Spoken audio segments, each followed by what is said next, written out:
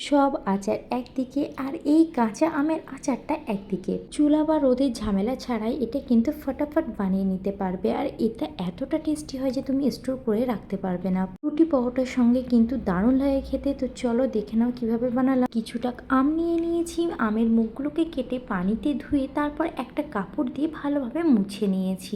আমের গায়ে কিন্তু একটুও পানি নেই, পুরো শুকনো আছে।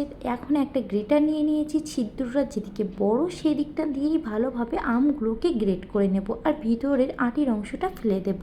এবার একটা মশলা বানিয়ে নিতে হবে। তার জন্য গ্যাসের উপর একটা ফ্রাইং প্যান বসিয়ে দিয়েছি, আর প্রত্যেকটা মশলা কিন্তু আমি একটা চামচের মাপ করে নিচ্ছি। নিয়ে নিলাম কালো সর্ষে, ধনে, জিরে, মৌরি আর মেথি। এগুলোকে ড্রাই রোস্ট করে নেব। মশলাটা যেন কাঁচা না থাকে, খুব ভালোভাবে কিন্তু ভাজাটা করে নিতে হবে। কালারটা চেঞ্জ হয়ে গেছে, এবার এটাকে একটা বাটির মধ্যে নামিয়ে একটু ঠান্ডা হতে দেব। একই ফ্রাইং প্যানের মধ্যে দিয়ে দিলাম বেশ খানিকটা সরিষার তেল।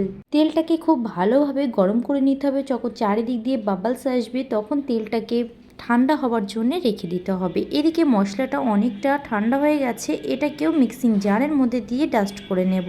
একদম পাউডার বানানো যাবে না, একটু গোটা গোটা রাখতে হবে। এদিকে একটা চপারের মধ্যে বেশ কিছুটা কাঁচা লঙ্কা আর রসুন নিয়ে নিয়েছি, সেটাকেও ভালোভাবে চপ করে রাখলাম। একটা বোলের মধ্যে গ্রেট করা আমটাকে নামিয়ে নিলাম।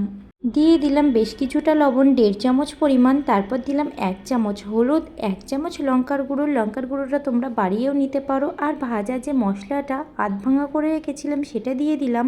কালো জিরে দিয়েছি 1 চামচ, গরম মশলা দিলাম হাফ চামচ দিলাম হিং, আর যে রসুন আর কাঁচা লঙ্কাটা চপ করে রেখেছিলাম সেটা দিয়ে দিলাম, আর দিলাম সরিষার তেলটা। এবার খুব ভালোভাবে কিন্তু মিশিয়ে নিতে হবে।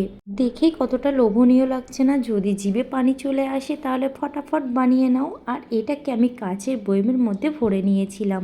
যদি স্টোর করতে চাও তাহলে কিন্তু এটাকে 2-3 দিনের জন্য একটু রোদ্রে দেবে, আর না হলে কিন্তু এইভাবেই রুটি পরোটার সঙ্গে সার্ভ করতে পারো। দারুণ মজার লাগে এই আচারটা, অবশ্যই ট্রাই করে জানিও। ভিডিওটি যদি ভালো লেগে থাকে তাহলে অবশ্যই লাইক, কমেন্ট, শেয়ার করে দিও।